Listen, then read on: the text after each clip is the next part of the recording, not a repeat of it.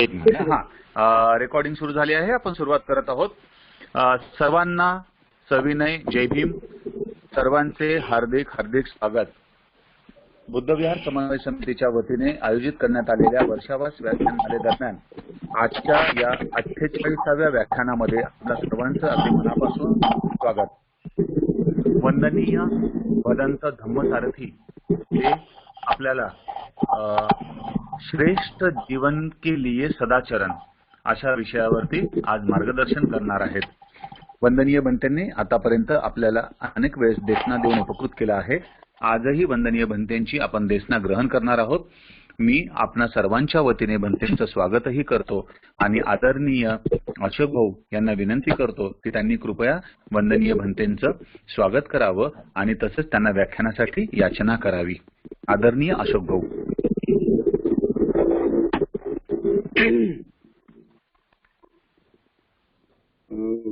महाकारुणिक तथागत सम्यक संबुद्ध बोधिसत्व परमपूज्य डॉक्टर बाबासाहेब आंबेडकर, महात्मा ज्योतिबा फुले, कबीर महाराज गाडगे बाबा यांच्या पावन स्मृतींना मी विनम्र अभिवादन करतो.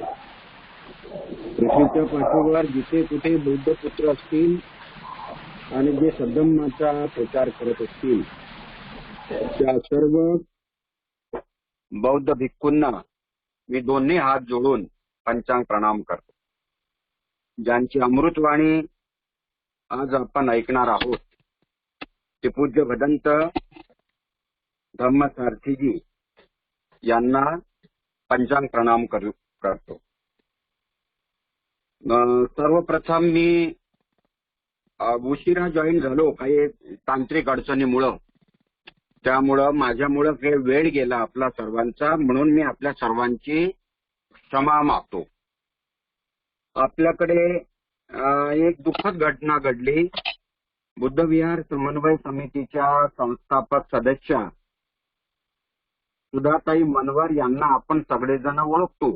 त्यांचं प्रवचन पण व्याख्यान पण ऐकलं. त्यांचे पती ज्ञानेश्वरराव मनवर यांचं मुंबईला वाशी येथे दुःखद निधन झालं. ते 76-77 वर्षाचे होते आणि बुद्धविहार समन्वय समितीच्या परिवारामध्ये हे दुःखाची छाया पसरली. त्यामुळं सुधाताईच्या आणि परिवाराच्या दुःखात आपण सर्व सहभागी आहोत आणि त्या परिवाराला दुःखातून मुक्ती मिळावी याच्यासाठी आपण सर्वजण मंगल कामना करीत आहोत. भंतेंना देखील मी सांगेल की त्यांच्यासाठी आपण पण मंगल कामना करावी, त्यांना आशीर्वाद द्यावे. आपण सर्वांनी हात जोडून भंतेंना त्रिचरण पंचशील देण्याची याचना करूया.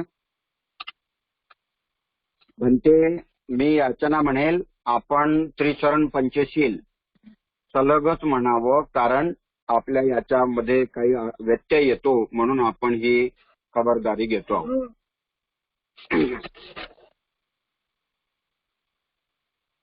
अरहं सम्मा संबुद्धो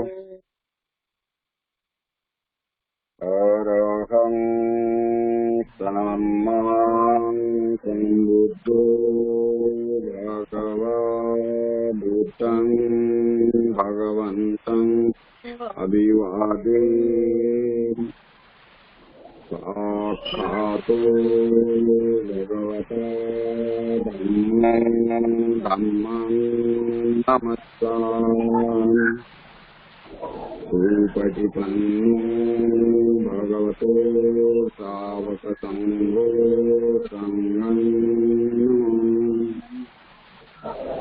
लोकासो वन्दामि भन्तो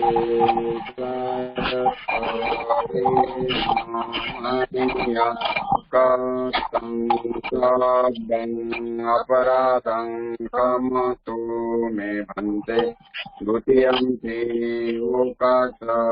वन्दामि भन्ते द्वारस्थायेन मया कर्तुं सबं अपराधं क्षमतु मे भन्ते तृतीयंपि वन्दामि भन्ते द्वारस्थायेन मय्यं कृतं सबं अपराधं क्षमतु मे भन्ते अहं भन्ते तु शरणेन सह पञ्चशीलं धम्मं याचामि अनुग्रहं कृत्वा शीलं देत मे भन्ते द्वितीयंपि अहं भन्ते ते शरणेन सह पञ्चशीलं धम्मं याचामि अनुग्रहं कृत्वा शीलं देत मे भन्ते तृतीयंपि अहं भन्ते ते शरणेन सह पञ्चशीलं धम्मं याचामि अनुग्रहं कृत्वा शीलं देत मे भन्ते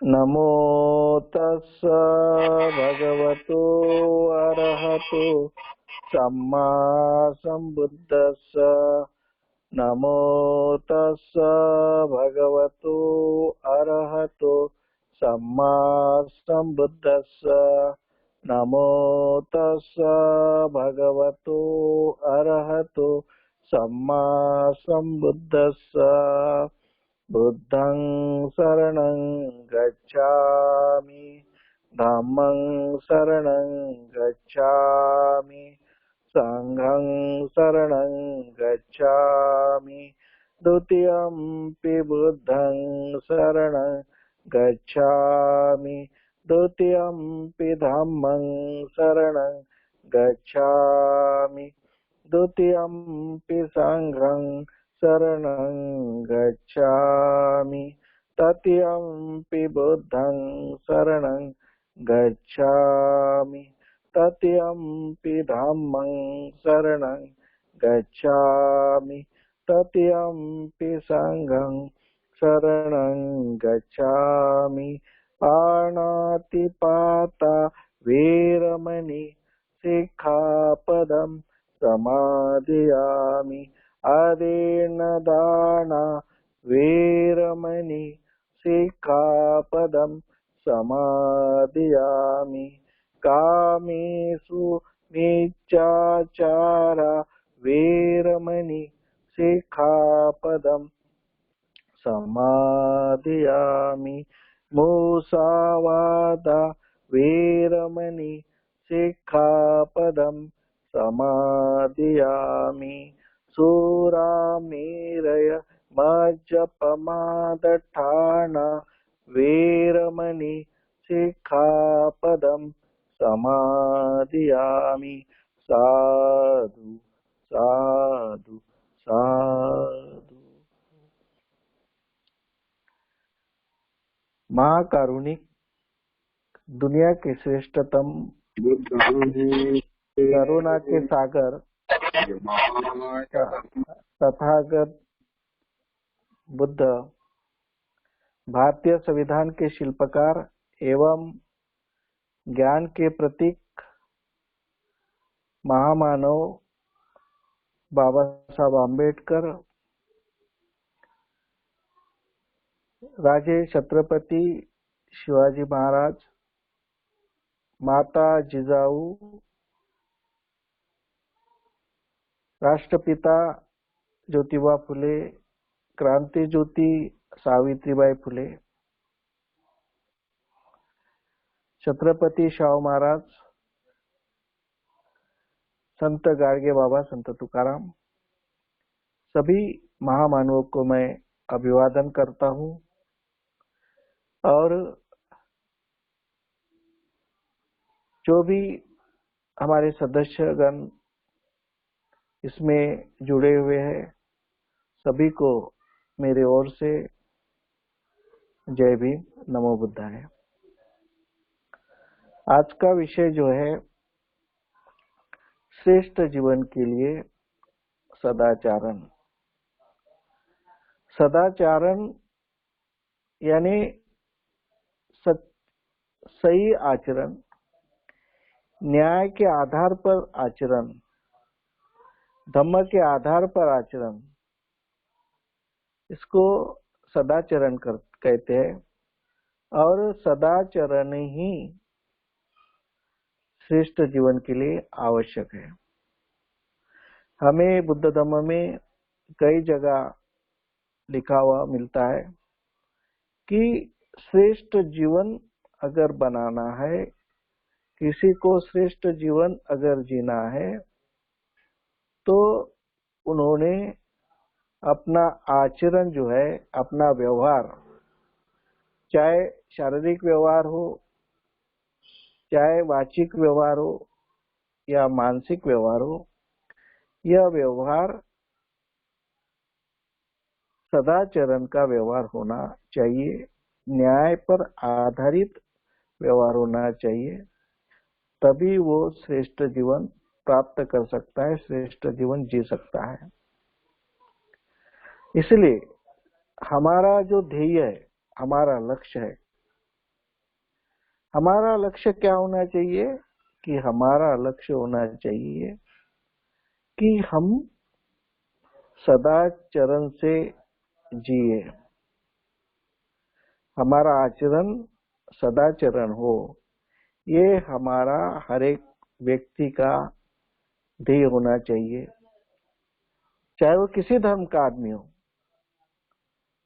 चाहे कहीं का भी हो, लेकिन उसका जो गोल होना चाहिए, उसका जो एम होना चाहिए, वो राइटसनेस यानी सदाचरण, ये उसका ध्येय होना चाहिए।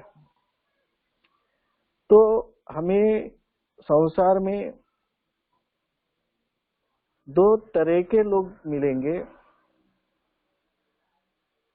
कई दुराचरण करने वाले लोग मिलेंगे जिनका आचरण ठीक नहीं है, ऐसे भी कई लोग हैं, और ऐसे भी कई लोग हैं जिनका आचरण सदाचरण है, उनका आचरण सही है, ऐसे भी लोग मिलते हैं। तो तथागत बुद्ध ने 10 बातों का निकष लगाया, 10 बातों का पैरामीटर्स लगाया कि ये 10 बातों पर हम चिंतन करें और स्वयं को हम उसको जांचे, स्वयं को जांचे ये 10 बातों पर कि हमारा आचरण ये सदाचरण है या हमारा आचरण दुराचरण है। ये हमारे लिए पैरामीटर्स है, ये हमारे जीवन के मापदंड है। इस मापदंड पर हमको जांचना है कि हम सदाचरण जी रहे या दुराचरण जी रहे। तो पहला उन्होंने शारीरिक शरीर के संबंध में उन्होंने पहला जो रखा है कि पानातिपाता वेरमणि सिक्खापदम समादियामि, यानी पहला उन्होंने स्टैंडर्ड तथागत बुद्ध ने दिया है, पहला हमारा मोजमाप दिया है, मापदंड दिया है कि प्राणी मात्रा की हिंसा न करे। प्राणी मात्रा की हिंसा करना ये दुराचरण है और प्राणी मात्रा की हिंसा न करना ये सदाचरण है। ये बाइफर्केशन है, दोनों में जो डिवाइडेशन लाइन है, बाइफर्केशन है कि जो प्राणी मात्रा की हिंसा करता है उसका आचरण दुराचरण होता है, और जो प्राणी मात्रा की हिंसा नहीं करता है उसका आचरण सदाचरण में है। तो इसमें दो बातें बताई गई कि need to kill and will to kill, यानी हिंसा करने की आवश्यकता या फिर हिंसा करने की सिर्फ इच्छा, दो बातों को हमें जांचना चाहिए। एकाधी व्यक्ति अगर अपने इच्छा पूर्ति के लिए, अपने स्वयं के इच्छा पूर्ति के लिए हिंसा हो तो उसकी जो हिंसा है वो दुराचरण है, स्वयं की इच्छा से। लेकिन अगर हिंसा करने की आवश्यकता निर्माण होती है समाज के लिए, अपने स्वयं के लिए, आवश्यक बन जाता है कि हिंसा करना ये आवश्यक बन जाता है, तो उस हिंसा को तथागत बुद्ध ने उसको दुराचरण नहीं कहा, वो भी एक प्रकार का सदाचरण ही माना जाएगा। इसके बारे में हमें चिंतन करना है कि हमें प्रज्ञा के आधार पर अपनी सद्विवेक बुद्धि होती है, उसके आधार पर हमें जांचना है कि हिंसा ये करना आवश्यक है या हिंसा करना हमारी इच्छा के अनुरूप है। इस बारे में उसको अपने प्रज्ञा जो होती है उस पे निर्भर रहना पड़ता है। तो इसलिए हिंसा नहीं हो, इसके लिए हमें कुछ योजना, कार्य योजना बनानी आवश्यक है। कभी कभी हमारा कोई कसूर न रहते समय हमारे लोगों की हिंसा हो जाती है, जबरदस्ती से हमें पीड़ित किया जाता है, दंडित किया जाता है, दंड दिया जाता है, हमारे जीवित की हानि हो जाती है। ऐसे समय, जबरदस्ती के समय, तथागत बुद्ध कहते हैं कि अपने स्वयं को बचाने के लिए या हमारी संपत्ति को बचाने के लिए या फिर समाज की रक्षा करने के लिए, अपने परिवार की रक्षा करने के लिए जो भी हम प्रोटेक्शन से, रक्षात्मक वृत्ति से, रक्षा करने के वृत्ति से हम जो भी कदम उठाते हैं वो सही कदम है, वो गलत कदम नहीं है। अगर उस समय अगर हम सही कदम न उठाते तो सत्य की हिंसा हो जाती है, सदाचरण की हिंसा हो जाती है, सदाचरण करने वाले की हिंसा हो जाएगी। इसीलिए उस समय हमें आवश्यक है कि हम उसको प्रज्ञा से जांचे कि कब हमें हिंसा होती है, कब नहीं होती। जैसे जज है, जज दंड देता है, किसी को फांसी की दंड देता है, सजा देता है, दंडित करता है, तो वो जज कोई उसके मन में द्वेष नहीं होता है, द्वेष रहने की वजह से किसी को फांसी की सजा नहीं देता है, तो वो जो सजा देता है उस आदमी ने जो गुनाह किया है, जो उसने गलत काम किया है, अकुशल कर्म किया है, वो अकुशल कर्म दी जाते। इंसान सही होता है, हर इंसान सही होता है, लेकिन इंसान के कर्म गलत और सही ये होते हैं।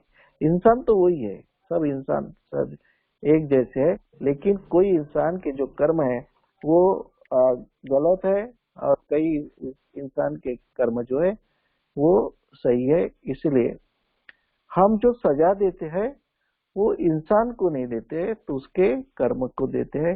इसलिए हमें अपनी पूर्ति योजना बनाना पड़ेगा कि हमारे समाज की हिंसा न हो, हमारे समाज पर अन्य अत्याचार न हो।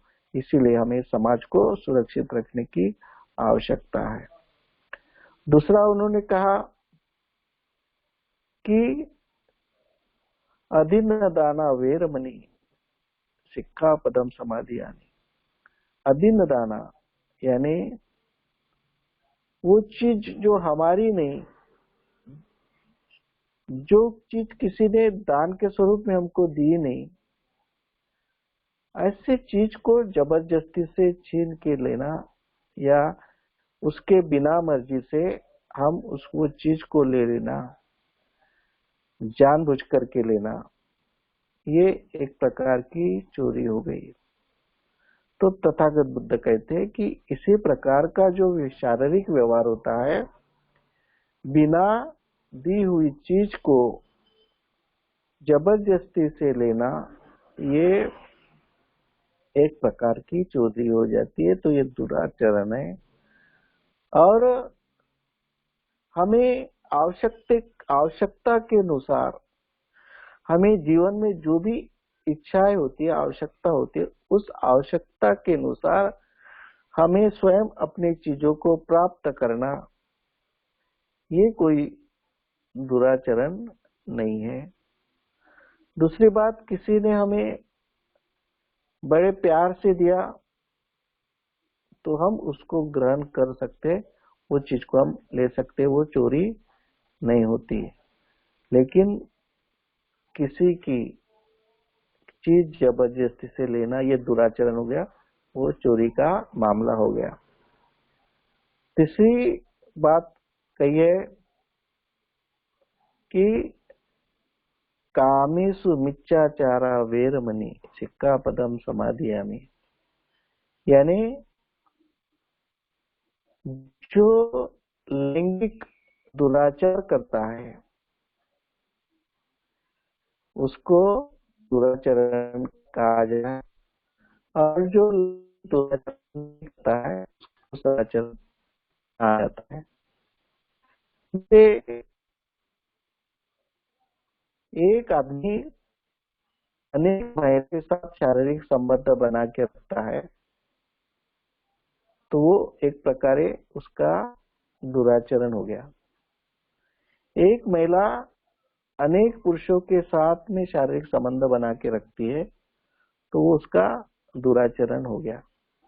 लेकिन एक इंसान पत्नी के स्वरूप में अपनी पत्नी के साथ जो व्यवहार करता है, वो पत्नी के मर्जी से या पत्नी पति के मर्जी से जो व्यवहार होता है, लैंगिक व्यवहार होता है, वो लैंगिक दुराचार नहीं होता है। इसलिए हमें जो चीज अपनी नहीं है, चाहे कितनी भी सुंदर हो, उस चीज पर अपना अधिकार नहीं है, ऐसे चीज के बारे में मन में आसक्ति निर्माण करना, आसक्त होना और उसको हस्तगत करने के लिए प्रयास करना, ये दुराचरण है। हर स्त्री को मान सम्मान देना, उसको आदर सत्कार करना और उसके शीलों की रक्षा करना, उसके शीलों की रक्षा करना, ये सदाचरण है। इसलिए तथागत बुद्ध ने कहा कि कामेषु मिथ्याचारा वेरमणि, यानी हम लैंगिक दुराचरण नहीं करेंगे। फिर वाणी के व्यवहार के संबंध तथागत बुद्ध ने 4 बातें बताई है। एक, मुसावादा वेरमणि, यानी झूठ नहीं बोलना। अपने हित के लिए या दूसरे के हित के लिए जो जानबूझकर झूठ बोल के ठगाता है, वो उसके वाणी का दुराचरण हो गया। चाहे आप दूसरे के लिए करो, फिर भी वो दुराचरण हो गया। और जो हमेशा सही बात करता है, कभी झूठ नहीं बोलता, हमेशा सच्चाई पे काम करता है, जो अब ईमानदारी से जीता है, जो पवित्रता से जीता है वो सदाचरण हो गया है। वाणी, अगर हम झूठ बोलना कहेंगे, ज्यादा झूठ बोलेंगे तो उससे इतना बड़ा नुकसान होता कि जैसे एक आदि आदमी शरीर की हिंसा करता, उससे भी ज्यादा जो वाणी की हिंसा करता है, झूठ बोल करके थकाता है, तो इस दुनिया से जो विश्वास नाम की चीज है वो खत्म हो जाएंगे। ना पति पत्नी में विश्वास रहेगा, ना भाई भाई में विश्वास रहेगा, ना भाई बहन में विश्वास रहेगा, ना दोस्त दोस्त में विश्वास नहीं रहेगा। तो आज जो सारा संसार चलता है, जो परराष्ट्र की जो नीतियां है, व्यवहार होता है, आर्थिक व्यवहार भी होता है, तो विश्वास पे चलता है। इसलिए झूठ नहीं बोलना चाहिए, सत्य, हमेशा सच्चाई के राह पर चलना चाहिए। उसके बाद वाणी का दूसरा व्यवहार है कि निंदा नालस्ती नहीं करना। वाचा वेरमणि सिक्खापदम समाधियानि, यानी किसी की निंदा नालस्ती नहीं करना, किसी के बारे में गलत बातें बोलना ही नहीं चाहिए। किसी की निंदा करने का हमें क्या अधिकार है? मैं जैसा हूं ऐसा हूं, लेकिन मेरी निंदा करने का अधिकार आपको किसने दिया है? मेरे बारे में अपनी प्रतिक्रिया व्यक्त करने का अधिकार किसने दिया आपको? नहीं दिया। मेरा व्यवहार ठीक नहीं है तो आप मेरे से मत जुड़िए, मेरे से व्यवहार मत कीजिए। लेकिन आप बताते ये आदमी गलत, ये आदमी गलत है, किसी की निंदा करते रहना वो गलत है। तो हमें निंदा किसी की नहीं करना चाहिए। जैसा कोई आदमी आता है हमारे पास और तीसरे आदमी की निंदा करता है, अपने थर्ड पर्सन के लिए कुछ गलत बातें कहता है कि ये आदमी ठीक नहीं है, ये गलत है, ये चोरी करता है, लफड़े करता है, लालची आदमी है, इसकी निंदा करता है हमारे पास, तो हमारा जो मतलब है, हमारा जो काम है कि हमें वो आदमी जिस समय मिलता है तो हमें उस बारे में नहीं बताना कि तेरे बारे में इसने ऐसा ऐसा कहा था। तो हम अगर अच्छा व्यवहार करें कि ये आदमी मिला था, तेरे बारे में बहुत अच्छी बात कर रहा था, तेरे बारे में इसका अच्छा मत है, तो उसके दिल में भी उसके प्रति अच्छा भाव निर्माण होगा और दोनों में मैत्री भावना निर्माण होगी। तो हमें मैत्री भाव स्थापित करना है, शांति स्थापित करना है। इसलिए हमें किसी के बारे में निंदा नालस्ती नहीं करना है। इसके बाद में कठोर शब्द का इस्तेमाल न करना। फरुष वाचा वेरमणि सिक्खापदम समाधियानि, यानी कठोर शब्द मत कहिए। आप काम करते समय हर समय कठोर शब्द का इस्तेमाल करना आवश्यक है क्या? नहीं है। आप प्यार से भी बातें कर सकते हैं और प्यार से भी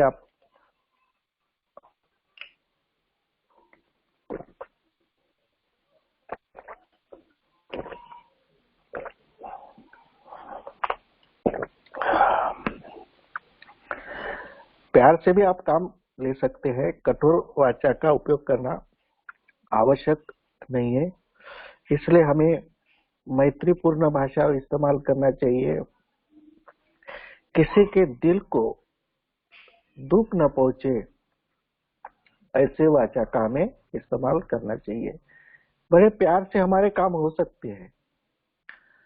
जितने कठोर शब्द से जो काम नहीं होंगे, उतने काम हम अपने प्यारे शब्द से, अच्छे शब्दों का प्रयोग करके हम ज्यादा काम कर सकते हैं। तो इसलिए हमें ये सोचना है कि हमें कटु शब्द का व्यवहार न करें। उसके बाद में जो व्यवहार है संपपलाप वाचा वेरमणि, यानी बकवास करना, बिना मतलब से बड़बड़ करते रहना। तो हमें इससे दूसरों को परेशान न करें कि बिना मतलब से हम बोलते जा रहे, सब परेशान हो रहे आपकी वजह से, और उसमें कोई मतलब नहीं है। इससे समाज की भी हानि होगी और अपने बारे में भी लोग बोलेंगे कि ये ऐसी बातें करते रहता है, इसमें कुछ मतलब नहीं है। तो हमेशा बात करते समय अर्थपूर्ण बात करना चाहिए, समय को देख करके बात करना चाहिए, कौन से समय कौन सी बात करना चाहिए इस बारे में सोचना चाहिए। बात करते समय बात करते समय धर्म की बात करो, शायद अभी आप जैसे कोई आदमी मिलता है, कोई महिला से मिलती है तो धमक की बात करो, विनय की बात करो, नीति की बात करो। अब इसकी चुगली उसकी चुगली करते जाएंगे तो समाज में एक अस्थिरता निर्माण होगी, समाज में एक क्रोध का वातावरण निर्माण होगा, झगड़े का वातावरण में निर्माण होगा, एकाग्रता नष्ट हो जाएंगी। तो इसलिए तथागत बुद्ध ने बड़े सरल तरीके से हमें जो बताए तो उसको हमें ध्यान से देना चाहिए। लगती है छोटी छोटी बातें, बहुत छोटी बात लगती है, लेकिन हम अगर इसको आचरण में लाए तो इसका परिणाम बहुत अच्छा होता है। बात छोटी है लेकिन उसको आप आचरण में लाके तो देखो, आप मीठी बात करके तो देखो, घर में बच्चों से आप मीठी बात करके देखो तो बच्चों में एक प्रकार की एक ऊर्जा निर्माण होती है। बच्चे से गलती भी हो गए तो पिताजी को नहीं डरेंगे, गलती बताएंगे तो गलती सुधारने का मौका भी मिल जाएगा। लेकिन आप कठोर भाषा बोलेंगे तो वो बच्चा आपके साथ बोलेगा नहीं। इसलिए हम कठोर शब्द का भी इस्तेमाल करना नहीं है और व्यर्थ की बड़बड़ भी हमें करना नहीं है। इससे ये वाचा का व्यवहार है। फिर मन का व्यवहार जो है 3 है, अभिज्ञा, वेरमणि, यानी हम जो लोभी है, स्वार्थ न बने, लोभ को मन में लेकर के हम कार्य न करें। लोभी व्यक्ति ये इच्छा रखता है कि उसकी भी प्रॉपर्टी मिले। भाई में 2 भाई रहेंगे तो एक भाई अगर लोभी है तो कहेगा कि भाई का थोड़ा हिस्सा मुझे मिले। मकान का बंटवारा हो गया, जगह का बंटवारा हो गया तो थोड़ी जगह उसकी ज्यादा लेने की कोशिश करेंगे, क्योंकि लोभ है। लोभ जो है उसको अनियंत्रित कामनाएं कहते हैं। अनियंत्रित कामनाएं उसके कंट्रोल नहीं होती। लोभी आदमी की जो कामनाएं होती है, जो तृष्णा होता है, आसक्ति होती है, वो नियंत्रित नहीं होती। तो उससे लोभ से अनेक नुकसान होते हैं, अनेक लोगों का नुकसान होता है। तो हमें मानसिक जो रूप में, मानसिक तौर पर हमें लोभ या स्वार्थ को हटा देना चाहिए और निस्वार्थी भावना से काम करना चाहिए। मुझे काम करना है, समाज के लिए काम करना है, मानवता के लिए काम करना है, कुशल कर्म करना है तो करो, उसके पीछे हमारा कोई स्वार्थ न हो, कोई दुष्ट हेतु हमारा नहीं हो। दूसरी बात है व्यापाद अवेरमणि। जो व्यापाद जो है यानी द्वेष भावना, क्रोध भावना, हम क्रोध भावना मन में न रखें। ये अग्नि है, क्रोध अग्नि, ये अग्नि है। ये जो अग्नि अपने मन में जलता है तो हमको स्वयं को पहले जलाता है, हमको पहले स्वयं को जलाता है, फिर दूसरे को जलाता है।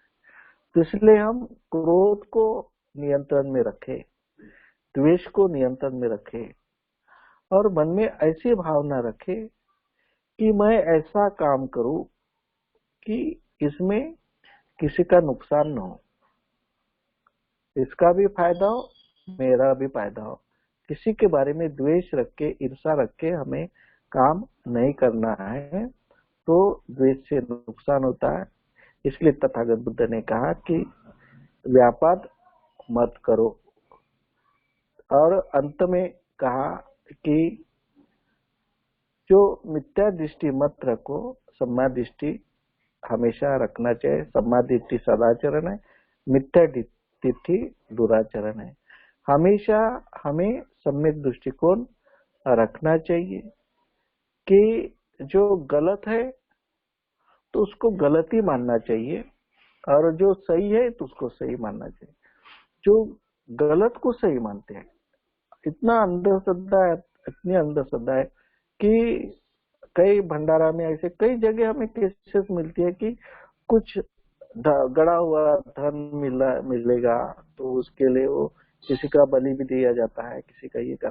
तो कितनी अंधश्रद्धा है। अपनी मेहनत से करो भाई, मेहनत से परिश्रम से जो भी मिलता है वो हमारे लिए आपसे मेहनत से आप करेंगे तो आप जो नुकसान का तो मैं सदाचरण के लिए समाज में काफी प्रयास करना पड़ेगा, जैसे धम्म प्रबोधन करना पड़ेगा ताकि समाज को पता चले कि कौन सी बातें सदाचरण है, कौन सी बातें दुराचरण है, कौन सी बातें समाज में नहीं होना चाहिए और कौन सी बातें होना चाहिए। इस बारे में धम्म प्रचार करने की आवश्यकता है और इस सही ज्ञान को लोगों तक पहुंचाने की आवश्यकता है, जिससे हमारा समाज अच्छा रहे और हम सब अच्छे बने। इसलिए तथागत बुद्ध ने ये कहा कि श्रेष्ठ जीवन के लिए सदाचरण आवश्यक है। और मैं अपने बात को यही विराम देता हूँ। थोड़ी तबीयत ठीक नहीं रहने की वजह से थोड़ा टाइफाइड का ये हुआ है, थोड़ा बुखार टाइफाइड का मिला है खून की जांच करने से। तो मैंने सोचा कि मेरा प्रबोधन कैंसल न हो, तो मैं आपके सामने इसको विस्तार से नहीं रख सकता हूँ तबीयत सही नहीं रहने की वजह से। इसलिए मैं आपसे क्षमा चाहता हूँ और मेरी धम्म देशना यहीं मैं समाप्त करता हूँ। सबको मंगल कामनाएं देते हुए नमो बुद्धाय, जय भीम। साधु साधु साधु। साधु साधु साधु। भाऊ एक मिनिट, मी तुम्हाला अनम्यूट करतो आहे.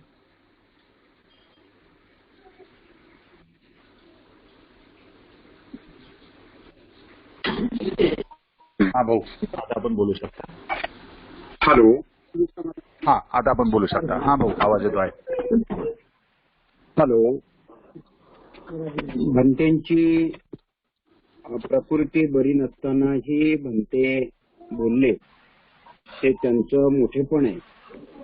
खरं म्हणजे भंतेंनी जर प्रथमच सांगितलं असतं तर आपण भंतेंना विनंती केली असती की भंते आपण बोलू नका, कारण तब्येत ही जास्त महत्वाची आहे.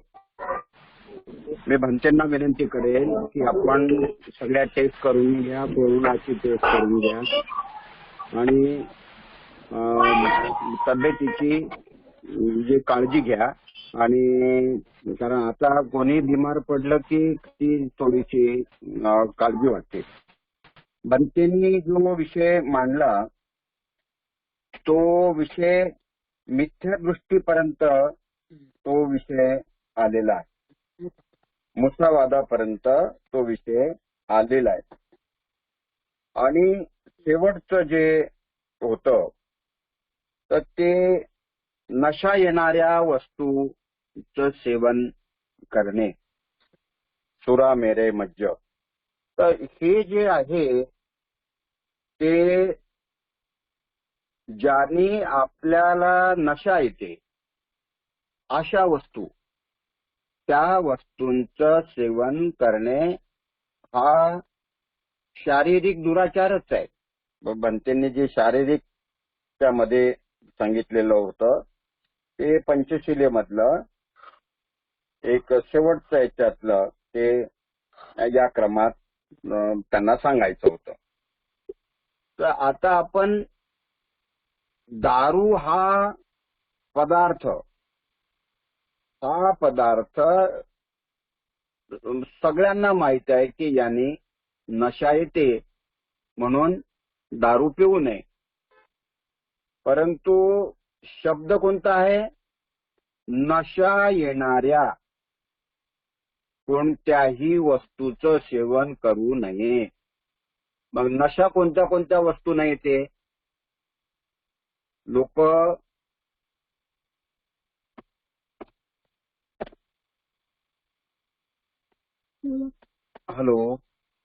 बोला, तुम्ही दुसऱ्या ह्याच्यात बोला. हा भाऊ येतो आहे, आवाज येतो आहे, आवाज येतो आहे भाऊ.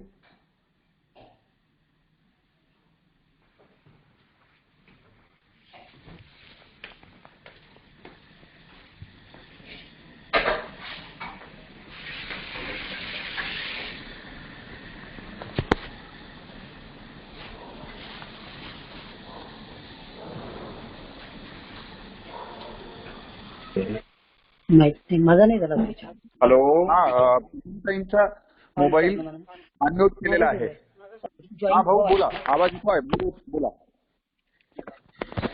हा, याच्यावर घ्या बरं. घेतला येतोय, आवाज येतोय, तुम्ही बोला. हा, तर नशा, ज्या ज्या गोष्टीनं नशा येते त्या गोष्टी आपण करू नये. तो शारीरिक दुराचार आहे, ते सदाचरणामध्ये बसत नाही. लहान लहान गोष्टी असतात, म्हणजे स्मोकिंग करणे, बिड्या पिणे. आता बिड्या पिणे ही एक नशाच आहे,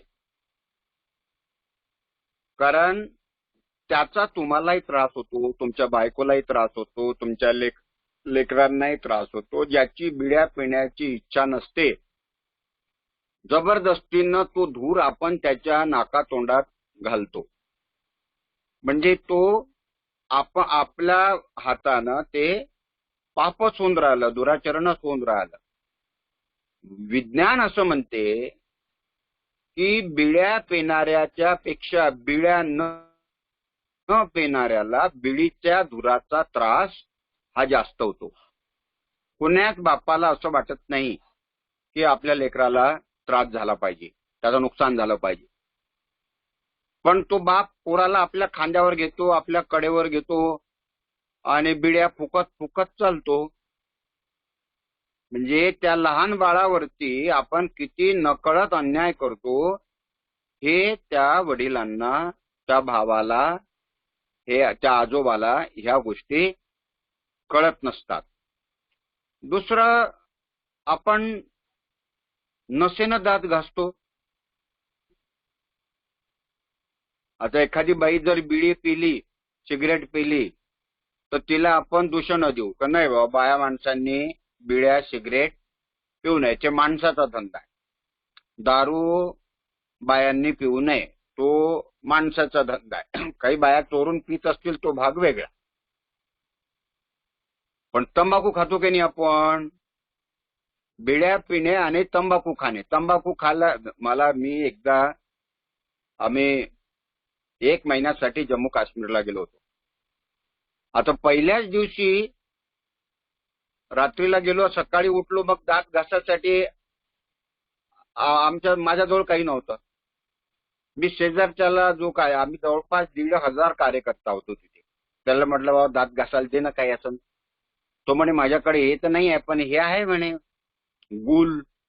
तर मला वाटलं यानं काय होते. तो गुल घेतला आणि त्या गुलानं दात घासले आणि केव्हा चक्कर आला आणि केव्हा मी म्हणजे झोपून गेलो. ते दातही घासणार राहिलं आणि ते तोंडही धुणं राहिलं. मला चक्कर आला आणि मी आपला झोपून गेलो. तर हे लोक जे नशेनं दात घासतात, हे यानं कॅन्सर होतो हे सगळ्यांनाच माहिती आहे. पण इतकी नशा येते की गोदरीतही दात घासतात, एसटीतही दात घासतात, रस्त्यानं चालता चालताही दात घासतात आणि अर्धा तास दात घासतात, झाशीच्या राणीसारखं. आणि याच्यामध्ये स्त्रियांचं प्रमाण पुरुषांच्या पेक्षा जास्त आहे. खरा खाणारे मास्तरनी पानठेल्याहून एका वेळी 25, विशेषतः जिल्हा परिषदच्या मास्तर 25 पुड्या एका वेळी नेतात. हे पानठेल्यावाल्याचा सर्वे आहे, त्यांनी सांगितलेला सर्वे. त्या भांडे घासणाऱ्या बाया ह्या जवळपास 90% स्त्रिया, ह्या काम करणाऱ्या स्त्रिया ह्या खर्रा खातात, कारण त्यातून त्यांना नशा येते, याने कॅन्सर होतो. हे सगळे दुराचाराचेच भाग आहे. ह्या सगळ्या नशा येणाऱ्याच गोष्टी आहेत. ज्या ज्या गोष्टींना नशा येत असेल, ज्या ज्या वस्तूंना नशा येत असेल, त्या त्या वस्तू आपण नाकारल्या पाहिजे, असं हे वर्तन आहे. आणि त्यापासून आपण दूर राहिलं पाहिजे, असा हा सदाचाराचा मार्ग आहे. तर आता याच्यासाठी ज्या गोष्टी सर्वसामान्य माणसासाठी भगवंताने सांगितल्या, त्या भिक्षूंच्यासाठी थोड्या आणखी वेगळ्या सांगितल्या. अनागारिकसाठी, सामनेरांसाठी ते जवळपास जे काही विनय सांगितलेले आहे ते 200-250च्या वर विनय सांगितलेले आहे. तर अशा प्रकारे आपलं जे आचरण आहे ते आचरण याच्यापासून आपल्याला त्रास होऊ नये, याच्यापासून दुसऱ्याला त्रास होऊ नये, म्हणजे हे सगळं दुराचरणातच आलं. म्हणजे आपण शारीरिक दृष्टीनं कोणाला त्रास देऊ नये, शारीरिक दृष्टीनं आपल्याला त्रास होऊ नये, मनानं आपल्या वाणीनं आपण कोणाला त्रास देऊ नये, वाणीनं आपण दुसऱ्याला त्रास देऊ नये. आणि मनाचं तर असं आहे की सुनेचं आणि सासूचं भांडण झालं तर सासू सुनेला मनातल्या मनात शाप देते.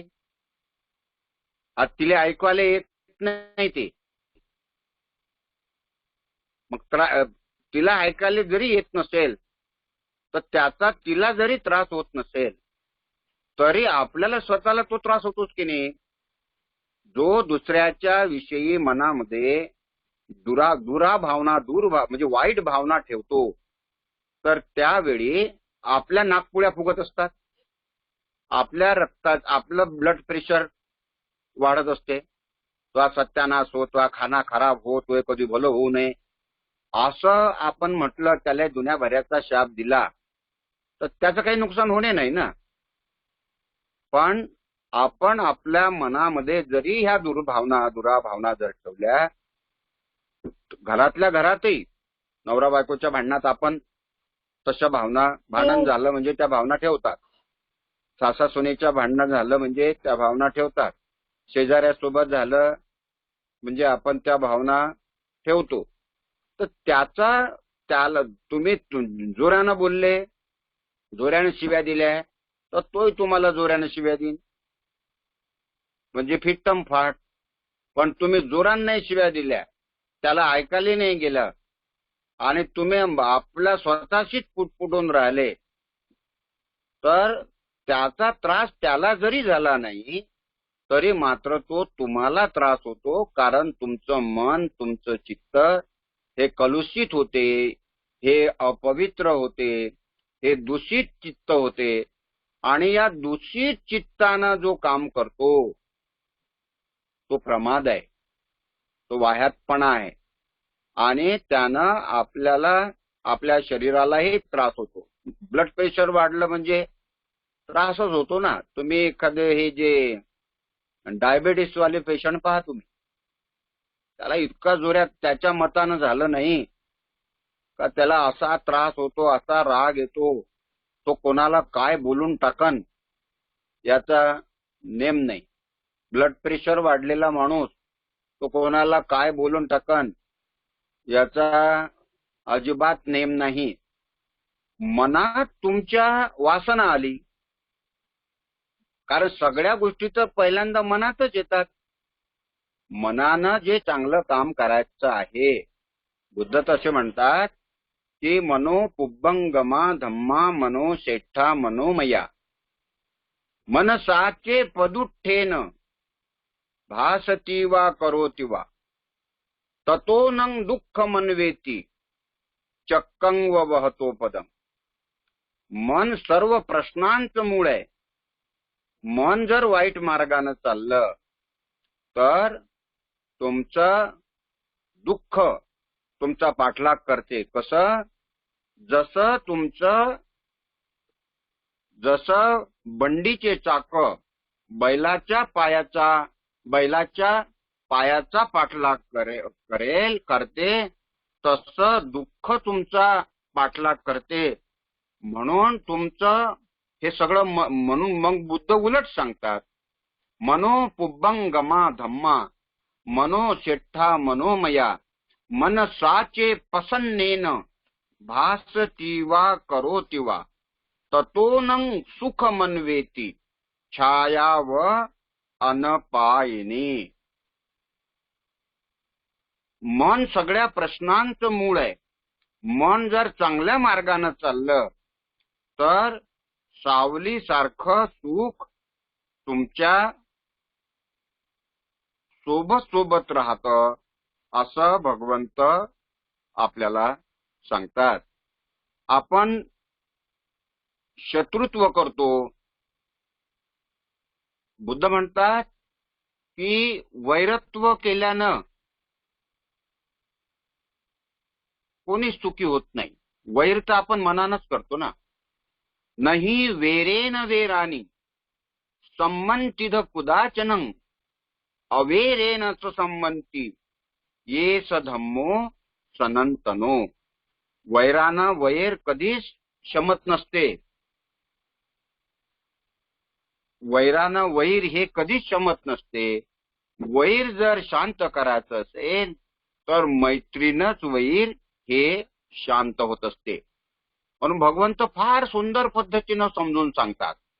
यथा गारं दुच्छन्नं उठ्ठी समती विद्यती एवं अभावितं चित्तं रागो समतीन विद्यती. एखाद्याचं घर, जसं आपण जर घर साकारलं नाही, ते कौलं जर नीट लावले नाही, टिनाला जर छिद्र पडले असेल, ते जर बुजवले नाही, तर पावसाचं पाणी जसं घरात येते तसं आपलं मन, आपलं चित्त जर आपण जागृत ठेवलं नाही, सावध ठेवलं नाही, ते जर व्यवस्थित पवित्र केलं नाही, तर आपल्या मनातलं जे काही लोभ आहे, मन आहे, विकार आहे, ते विकार हे नष्ट होत नाही. म्हणून मन हे नेहमी संयमितच ठेवलं पाहिजे असं बुद्ध म्हणतात. मग बुद्ध दुसरं पुन्हा म्हणतात, यथा गारं सुच्छन्नं उठ्ठी समतीन विद्यती एवं सुभावितं चित्तं रागो न समती विद्यती. घर जर चांगलं साकारलं तर पाणी घरात जसं येत नाही, तसं आपलं मन जर संयमित असेल, मन जर पवित्र असेल, मनाला जर आपण दूषित होऊ दिलं नाही, चांगलं केलं, तर आपल्यामध्ये जे काही विकार आहेत ते विकार आपल्या मनात प्रविष्ट होत नाही. आपल्या हातानं प्रमाद निर्माण होत नाही. आपण अप्रमादी जीवन जगतो आणि ते सुखाचं असते. मनावर सुख आहे, मनावर दुःख आहे. बुद्ध सरळ म्हणतात, इध सोचती पेच्च सोचती पापकारी उभयत्त सोचती सो सोचती सो विहयती दिस्वा कम्म किलिठ्ठ मत्तनो. इथं आपण पापी मनुष्य, दुराचारी मनुष्य दोन्ही इकडे भूतकाळातही विचार करतो, म्हणजे आपला सोचत असतो, आणि भविष्य काळात आणि वर्तमान काळातही तो स्वतः म्हणजे हाच विचार करतो का मी वाईट केलं, मी बरोबर नाही केलं, मी हे केलं, आणि त्याचा तो शोक करतो. आणि त्याच्या दुष्कर्माला पाहून, दुष्कर्माला त्याचा विचार करून तर तो अधिकच जास्तीत जास्त दुःखी होत असतो. याच्या उलट भगवंत म्हणतात, इध मोदती पेच्च मोदती कटपुयो उभयत्थ मोदती सो मोदती सो पमोदती दिस्वा कम्म विशुद्ध मत्तनो. म्हणजे जर आपलं कर्म चांगलं असेल आपलं मन चांगलं असेल, आपली वाणी चांगली असेल, आपलं शरीर चांगलं असेल, हे जर आपलं आपण जर कुठल्या काया वाचा मनानं जर आपण सदाचरण जर करत असू, तर भगवंत म्हणतात तो भूतकाळातही आनंदी होतो, प्रसन्न राहतो. तो वर्तमान काळातही आनंदी राहतो. आणि मी पुण्य केलेलं आहे, मी चांगलं कर्तव्य केलेलं आहे, मी कुशल कर्म केलेलं आहे, हे विचार करत तो नेहमी हा प्रसन्न चित्त राहत असतो. बुद्ध असे म्हणतात, इध तप्पती पेच्च तप्पती, पापकारी उभयत्थ तप्पती, पापं मे कतंती तप्पती, भियो तप्पती दुर्गतिंगतो. जो दुराचारी असतो तो वर्तमान काळातही संतप्त असतो, तो भूतकाळातही संतप्त असतो आणि भविष्य काळातही संतप्त असतो.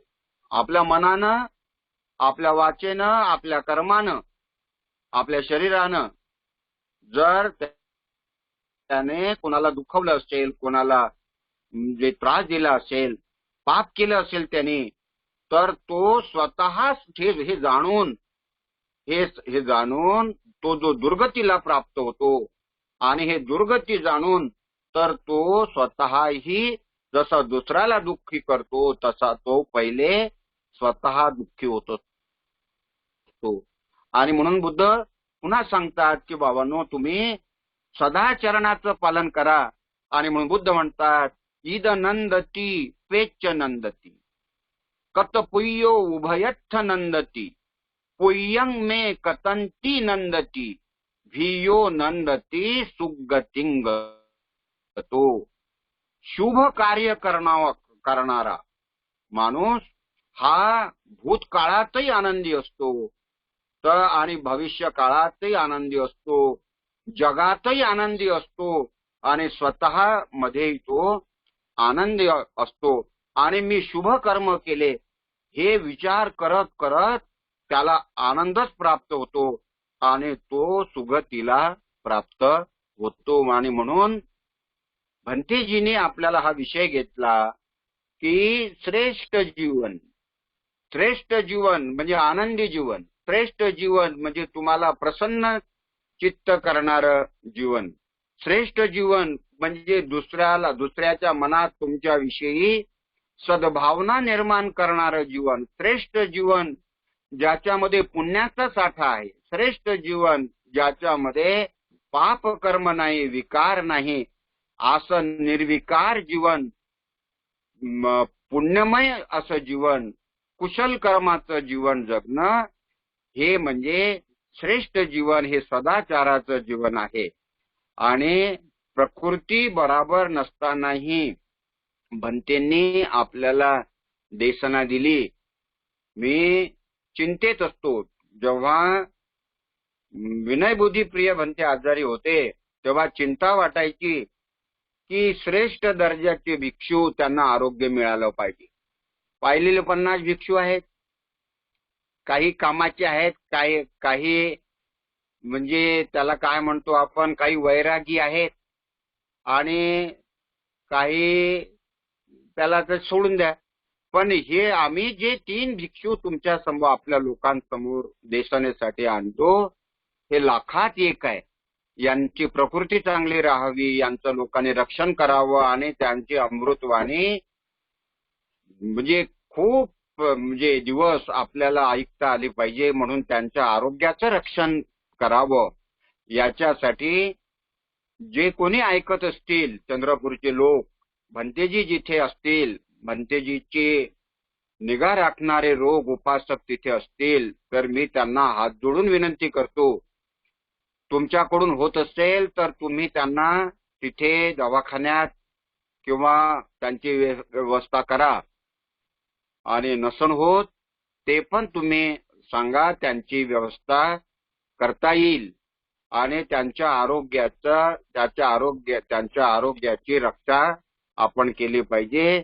मी त्यांच्या प्रती सर्वांच्या वतीनं मंगल मैत्री करतो आणि म्हणते आपण लवकर दुरुस्त व्हावं. केवळ त्या टायफॉइडच्या भरोशावर नका जाऊ, बाकीच्या गोष्टीचाही आपण विचार करावा आणि आरोग्याची काळजी घ्यावी.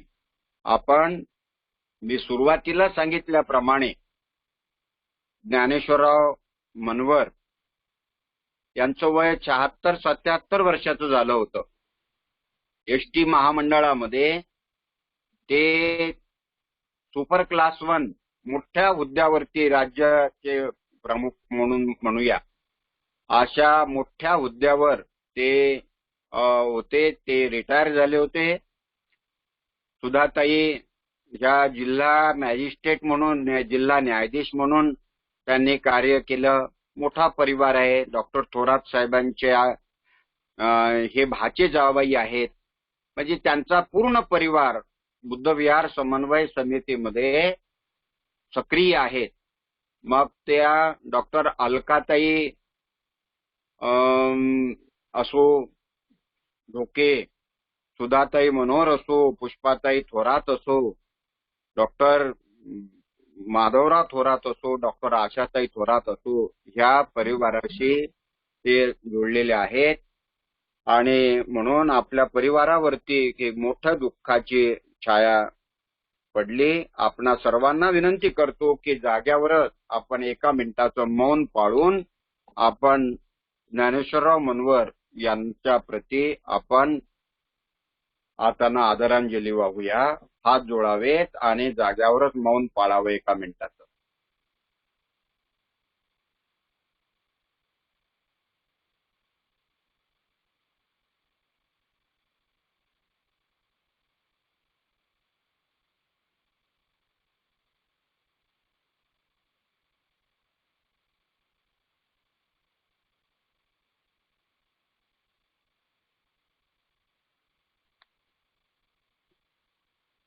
अनिच्चावत संखारा उपादवयधम्मिनो उपजित्वा निरुच्छन्ति ते उपशमो सुखो.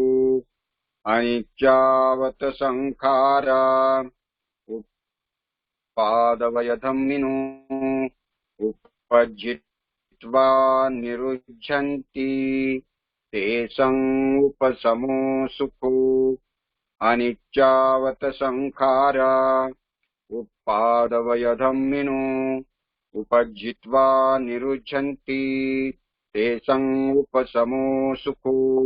साधु साधु साधु.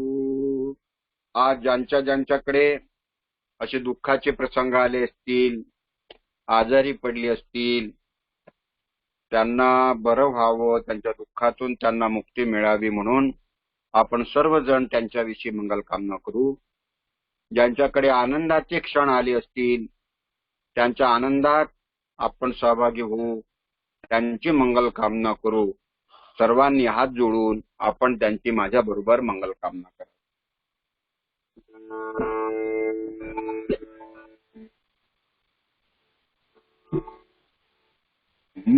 सबका मंगल हो, सबका मंगल हो. तेरा मंगल मेरा मंगल, तेरा मंगल मेरा मंगल, सबका मंगल हो,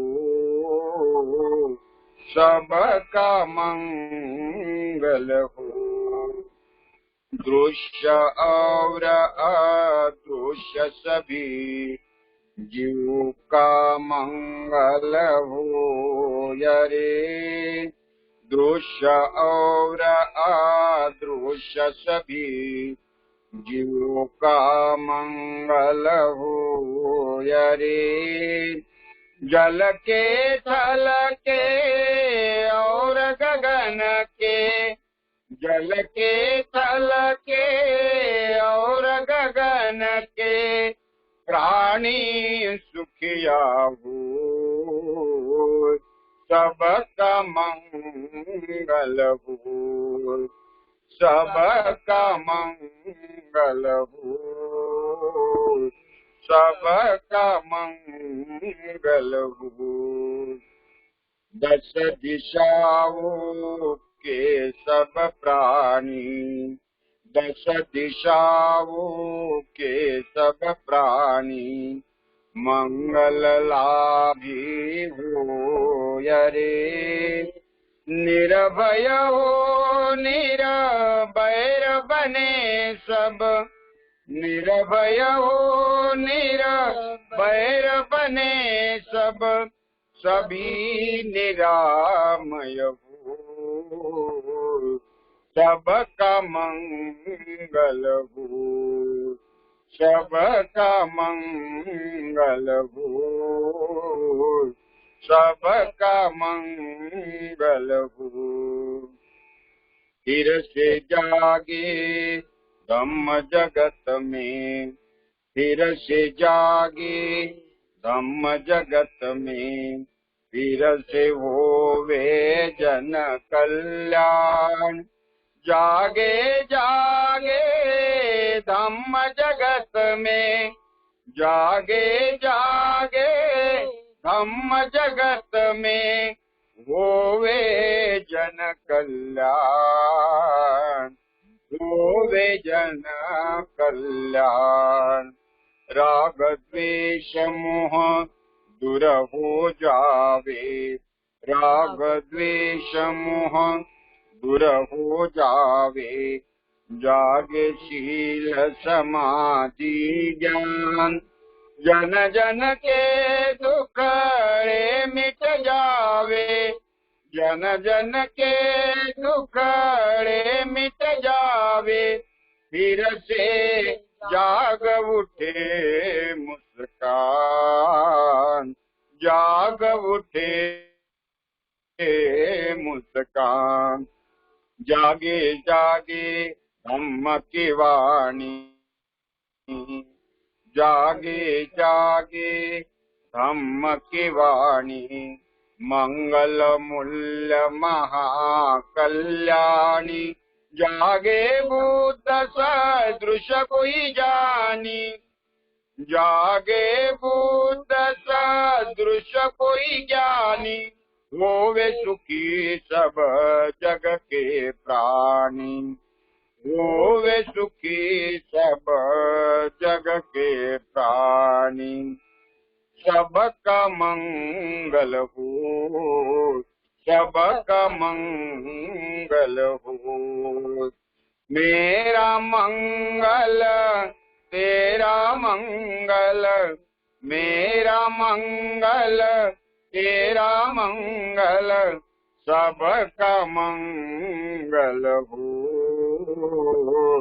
सबका मंगल हो, सबका मंगल हो, सबका मंगल हो। सब पाप सकरणं कुशलस्य उपसंपदा, सचित्त परियोदपनं एतं बुद्धान शासनं।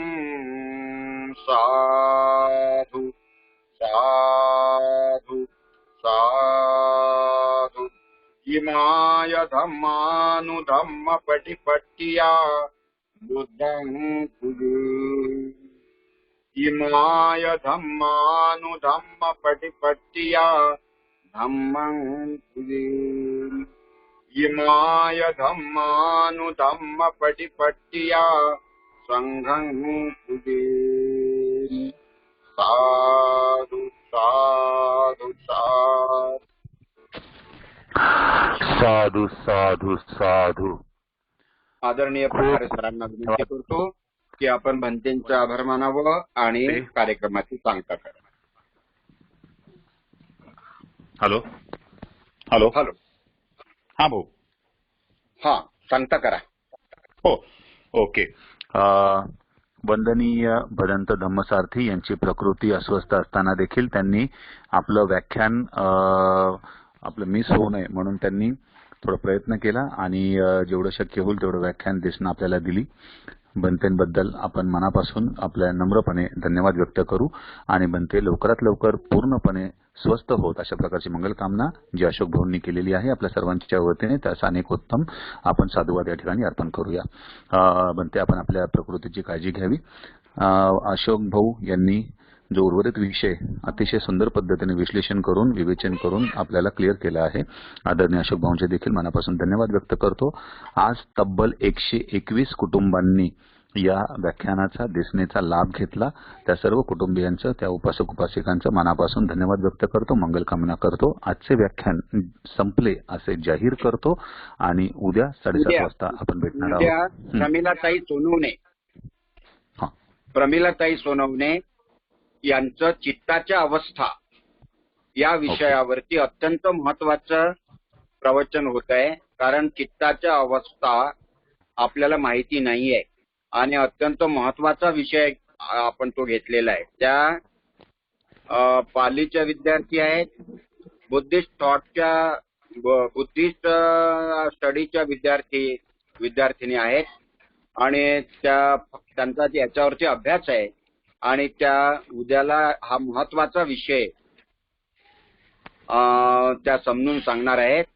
तेव्हा बाकीच्याही लोकांना आज उद्याला हा विषय समजून घेण्याच्या दृष्टीनं जॉईन होण्यासाठी आपण आग्रह करावा आणि हा विषय समजून घ्यावा. हा बऱ्याचशा अनटच विषय आहे, लोकांना माहिती नाही, म्हणून तो विषय ऐकण्यासाठी निश्चित आपण उद्याला जास्तीत जास्त लोकांनी जॉईन व्हावं. 23 तारखेला डॉक्टर किशोर जीवने ब्रह्मपुरी धम्म अधम्म आणि सद्धम्म या विषयावर सांगतील. 24 तारखेला भदंत कौंडन्य आर्य अष्टांगिक मार्गावर सांगतील. 25 तारखेला AL उके धम्म प्रचार में पाली भाषा का महत्व भोपाल इथून ते या विषयावरती सांगतील. आपल्या सर्वांचं आभार मानून कार्यक्रम संपला जाईल. धन्यवाद. उद्या 7:30 वाजता भेटूया आपल्या नियोजित वेळेत, नियोजित व्यक्ती, नियोजित विषय. धन्यवाद सर्वांना. सविनय जय भीम.